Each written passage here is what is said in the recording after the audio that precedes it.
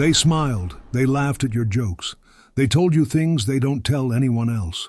They called you every day. They said, "I've never felt this way before." And then they vanished. No fight, no reason, just silence. You ask yourself, did I do something wrong? You replay every conversation. You scan your own emotions like a crime scene. But here's the truth. It may not be about you at all. The push-pull pattern. This pattern has a name in psychology, the push-pull dynamic. It starts with emotional intensity, love bombing, connection, constant attention.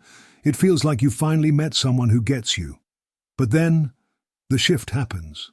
They become distant, cold, absent, and you don't understand why. What's really happening isn't about your worth. It's about their attachment system. Veer of intimacy and attachment styles. For many people, closeness is terrifying, not because they don't crave connection, but because connection feels dangerous. Somewhere in their past, closeness meant pain. Maybe they were abandoned, betrayed, or emotionally neglected. And now, whenever intimacy grows, so does the urge to escape. In attachment theory, this is known as the avoidant attachment style. They want love, but they fear losing themselves in it. They desire vulnerability, but associate it with being hurt. So they run, not from you, but from the feelings you awaken in them. Why it hurts so much? When someone pulls away without explanation, your brain goes into panic mode. It craves closure, answers, logic, but none comes. This psychological void creates what experts call ambiguous loss. When someone is emotionally gone, but not physically absent. It feels like grief, but without a funeral. And the worst part? You often blame yourself. You wonder if being too available, too kind, or too open pushed them away. But here's the truth, no one tells you. You didn't scare them away.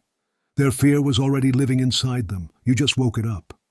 What to do when it happens? Don't chase closure from people who can't offer it. It will only reopen the wound. Understand that silence is an answer, and it speaks volumes. Sometimes the loudest truths come without words. Honor what you gave. You showed up with honesty, with heart, with openness. That's strength, not weakness. Don't take emotional cowardice personally. Not everyone has done the work to sit with connection without running. Reclaim your narrative. You are not too much. You were simply with someone who was not ready for enough. Final thought. If someone loved you and then left without a word, it wasn't because you were unworthy. It's because your presence required more than they were willing to give. You became a mirror they couldn't look into, a closeness they weren't brave enough to hold, a truth they weren't ready to face. Let them go.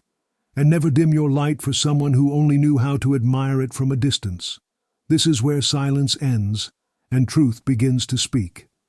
Unspoken truths.